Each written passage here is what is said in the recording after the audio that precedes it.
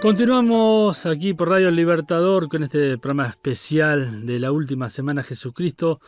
Estamos entrando ya a los últimos días y un día muy, pero muy especial que se vio muy intenso. Hablamos el domingo sobre la entrada triunfal, el lunes sobre la higuera seca, el martes en la institución de la Cena del Señor y entramos a un día miércoles muy, pero muy agitado.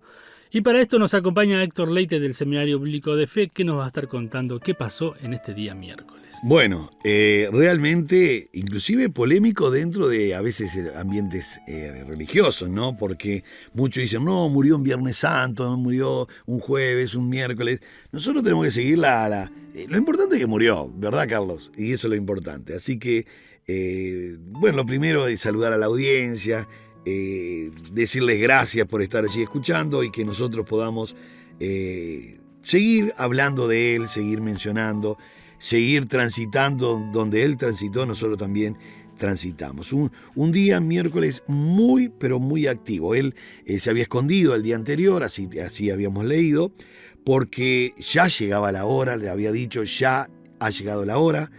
Entonces, en este día miércoles comienza un día especial. Estaban todos los preparativos para la preparación de la Pascua.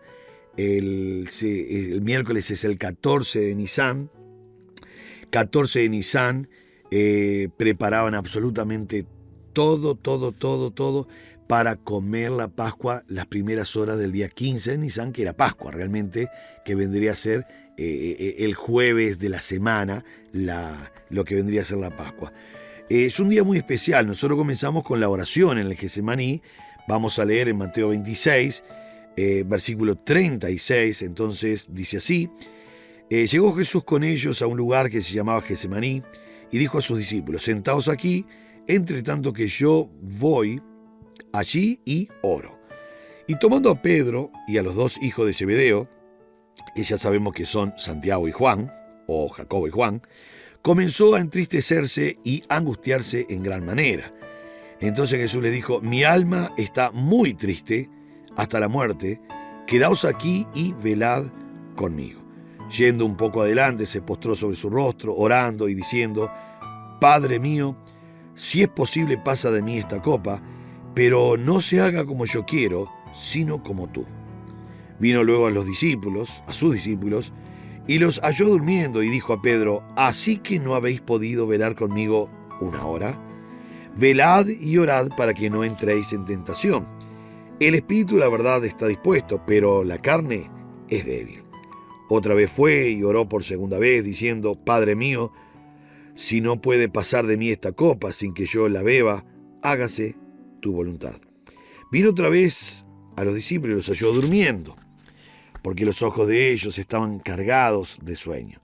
Y dejándolos, se fue de nuevo y oró por tercera vez diciendo las mismas palabras.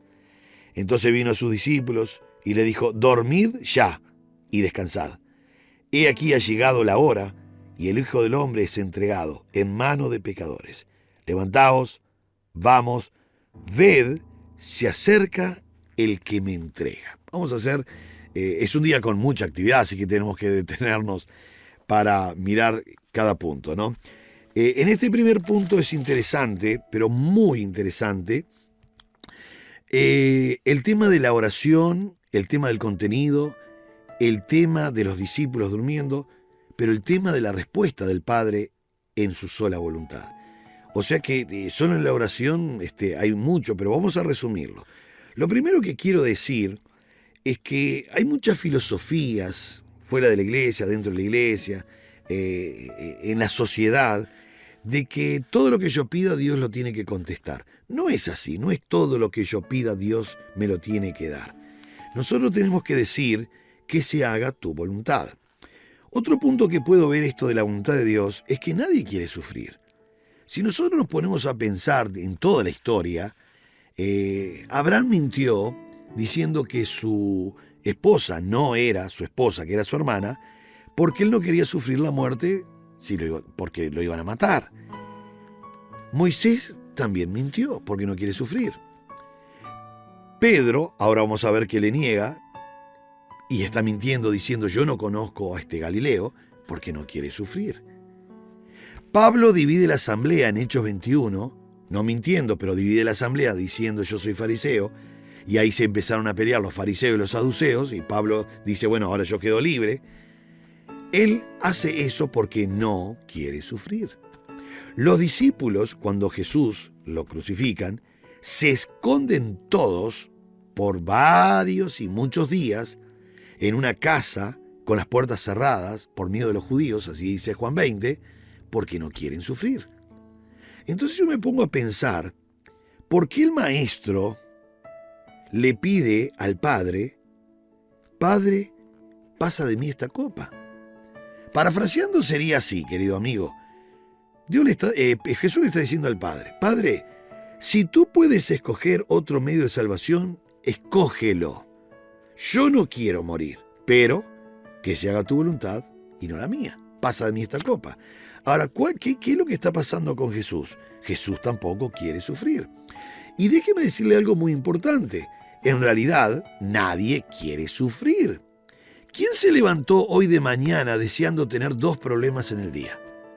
O aún, pidiéndoselo a Dios. Dios, vamos a imaginar que en la mañana le dijimos, Dios, ¿tú puedes mandarme 2 problemas?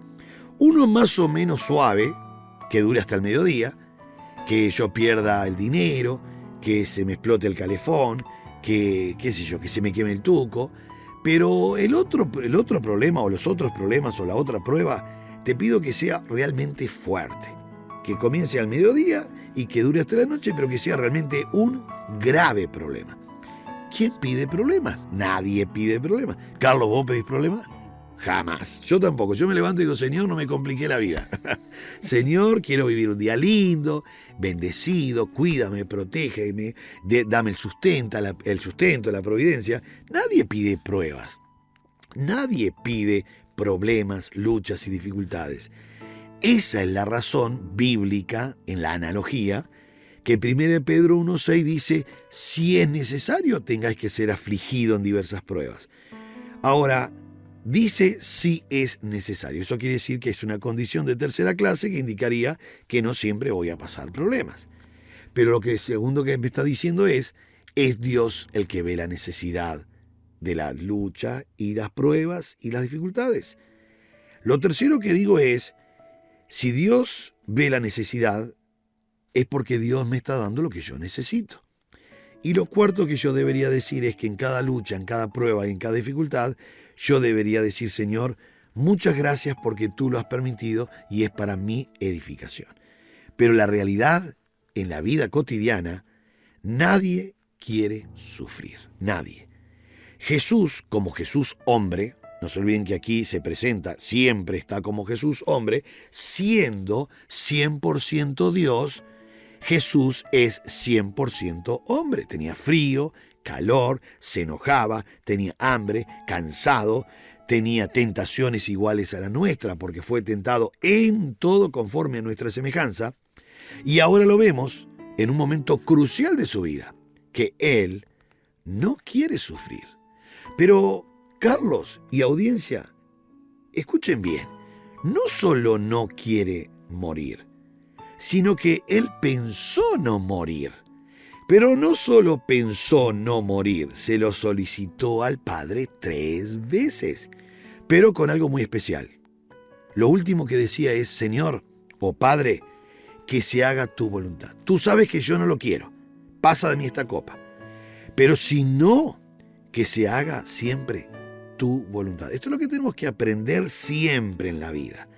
Porque el cristiano y las personas son de siempre, con tono petulante, ordenarle a Dios, reclamarle a Dios, visualizar a Dios, protestar con Dios y todo contra Dios. No. Por supuesto que Dios sabe que nosotros no queremos sufrir, no queremos lucha, no queremos pruebas, no queremos dificultades. Nadie las quería en la Biblia, nadie las quería, ni Jesús tampoco quería, pero se sujetó a la voluntad del Padre. Y eso es lo que nos enseña este comienzo de día, que va a ser el día de la crucifixión. Un Jesús que siendo 100% hombre, como hombre podía estar 100% sujeto a la voluntad del Padre. Esto es lo que nos enseña. Si no fuese así, un Jesús hombre, identificando y estando siempre sujeto al Padre, entonces yo no tendría un imitador, yo no tendría un representante de vida, porque diría, ¿qué vivo? Jesús se sujetó, pero era Dios. No, como hombre se sujetó a la voluntad del Padre. Y me enseña que yo también me tengo que sujetar a la voluntad de Dios. Entonces, ya esta oración, que es una oración que muestra mucho lo que hay en el corazón de Jesús, por supuesto, nos está indicando que, y enseñando que nosotros también podemos pedir lo que querramos. A veces pedimos cosas que ni sabemos, ni entendemos, y muchas veces no sabemos si es la voluntad de Dios. Pero además, debemos decir, Señor, que se haga tu voluntad, como tú quieras, Señor. Y eso es el reconocimiento de la soberanía y la eternidad de Dios. Lo segundo que quiero mencionar, que en este día tan especial, antes de la crucifixión, es el proceso de la negación de Pedro. Es interesante que este proceso de la negación de Pedro fue un proceso, porque yo digo que fue un proceso en el sentido de que él se apartó, él estuvo mirando de lejos, él no escuchó al maestro, o sea que hubo realmente un proceso para negarlo. Dice, yo voy a leer ahora en Marcos, voy a estar leyendo aquí en Marcos capítulo 14, versículo 29, todo este proceso, ¿no? Que dice Marcos 14, 29, entonces Pedro le dijo, aunque todos se escandalicen, yo no. Le dijo Jesús, de cierto te digo que tú, hoy, en esta noche, antes que el gallo cante, o haya cantado 2 veces, me negarás 3 veces. Mas él con gran insistencia decía, si me fuere necesario morir contigo, no te negaré. También todos decían lo mismo. Este es un dato que a veces se escapa, porque todo el mundo dice, ¿viste que Pedro le negó? Bueno, en realidad Pedro llevaba el cartel, la pancarta. Todos le negaron. Y déjeme decirle que no solamente Pedro dijo, yo te voy a servir hasta lo último, yo no te voy a negar, iré a la cárcel, y aún yo iré hasta la muerte contigo. No solo lo dijo Pedro, querido oyente. En Marcos capítulo 14, versículo 31, él lo dijo con insistencia, pero también todos decían lo mismo. Y el verbo decían es un imperfecto, querido amigo. No es que dijeron. Si es dijeron es una sola vez. Pero si es decían es un imperfecto, y en el griego también es un imperfecto, quiere decir que los demás discípulos con mucha insistencia continuamente estaban diciendo lo mismo que Pedro. Lo que pasa es que el vocero era Pedro. Y déjeme decirle que Pedro por lo menos se acercó a donde estaba el fuego allí, al lado de Jesús y al lado de los romanos. Los demás ya estaban encerrados en una casa con las puertas cerradas. Así que le cuento este dato para que no siempre le esté dando a Pedro que fue el que negó. Todos negaron de la misma manera, pero el que llevaba la pancarta y el megáfono era Pedro. Pero los demás exactamente de la misma manera. ¿Por qué menciono el proceso o el camino de la negación? Porque lo primero que mostré ahora fue la demasiada confianza en sí mismo de Pedro y de los demás que dijeron, nosotros te vamos a servir, iremos a la cárcel y aún a la muerte. Y no estaban escuchando a Jesús porque Jesús dijo, Pedro, no me has escuchado.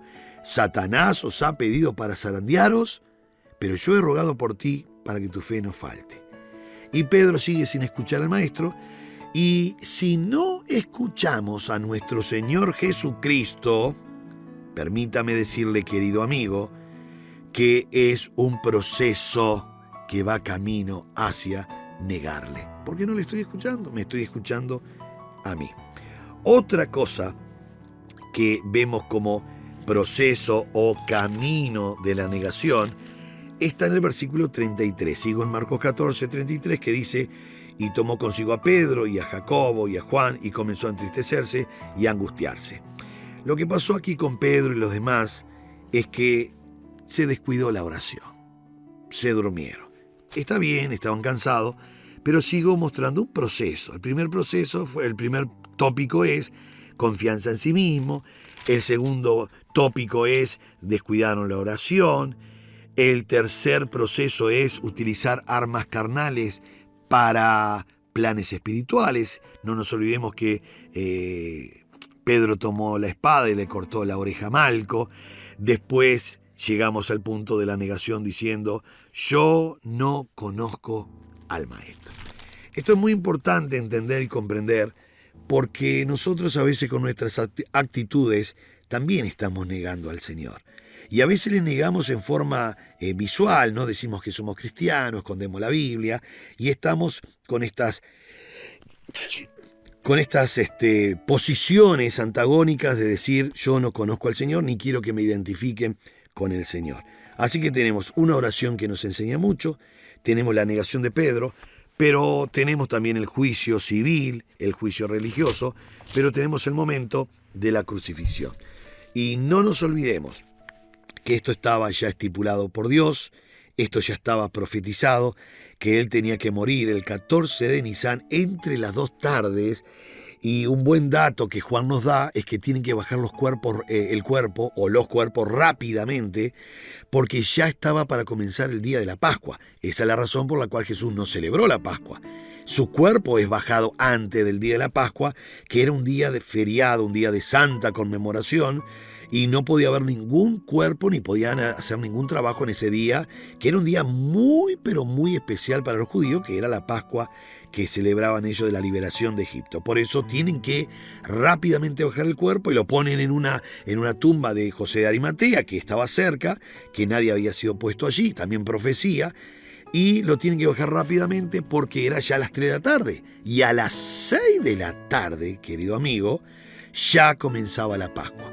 Cerca de las 8 ya habían degollado, ya habían matado los corderos a las 3 de la tarde, exactamente a la hora que Jesús muere.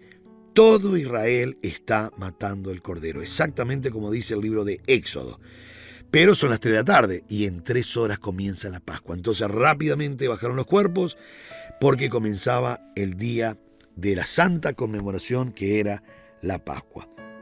Por eso quiero finalizar esta sección justamente lo que dice en Mateo 27, versículo 45, y finalizo con esto que dice: desde la hora 6 hubo tinieblas sobre toda la tierra hasta la hora 9, 3 de la tarde, ahí es donde mataron a los corderos. Cerca de la hora 9, Jesús clamó a gran voz diciendo: Elí, Elí, lama sabactani. Esto es: Dios mío, ¿por qué me has desamparado? Algunos de los que estaban allí decían al oírlo: a Elías llama a este. O sea, no sabían nada de lo que estaban diciendo. Y al instante, corriendo uno de ellos, tomó una esponja, la empapó con vinagre y poniéndole en una caña le dio a beber. Pero los otros decían: deja, veamos si viene Elías a librarle. Mas Jesús, habiendo otra vez clamado a gran voz, entregó el espíritu. Y aquí el velo del templo se rasgó en 2, de arriba abajo, y la tierra tembló, y las rocas se partieron. Hermanos, amigos, justamente esto estaba profetizado ya. En Isaías, estaba profetizado en Amós, estaba profetizado ya desde el comienzo de Génesis 3:15, que la herida de calcañar que recibe Jesús ahora en la cruz iba a ser una herida de muerte en la cabeza de la serpiente. Sabemos que Adán y Eva le entregó el bastón de mando al enemigo en el Génesis, pero ahora también sabemos categóricamente que Jesús está derrotando a Satanás, el pecado y la muerte, y le quita el bastón de mando que en el Génesis Adán y Eva se lo había entregado. Por eso dice Hebreos, le quitó el poder de aquel que tenía el poder de la muerte eterna. Le quitó el poder a Satanás. ¿Para qué? Para librarnos, para darnos la vida eterna, para que el velo del templo se rasgara en 2 y ahora ya no había una casta especial de sumo sacerdote que podían entrar, sino como dice Hebreos 10:19, hermanos, teniendo libertad para entrar al lugar santísimo, por el camino nuevo y vivo que Él nos abrió a través del velo, a través de su sangre. Así que, querido amigo, si será importante la muerte de Cristo en la cruz, porque esa muerte iba a ser una herida mortal al enemigo, pero iba a traer la gran victoria de cumplir, de poder justificarnos con su sangre a toda la humanidad. Su sangre lavaba, limpiaba y sigue con la misma valía limpiando el pecado de la humanidad. Así que si alguno está escuchando y aún no ha aceptado a Cristo como su Salvador, sepa que Cristo murió para entregando su vida para que usted pueda tener vida y vida eterna. Dios le bendiga ricamente en este día y sigamos disfrutando ese gran acontecimiento de la muerte, resurrección, hasta que Él venga. Dios le bendiga ricamente.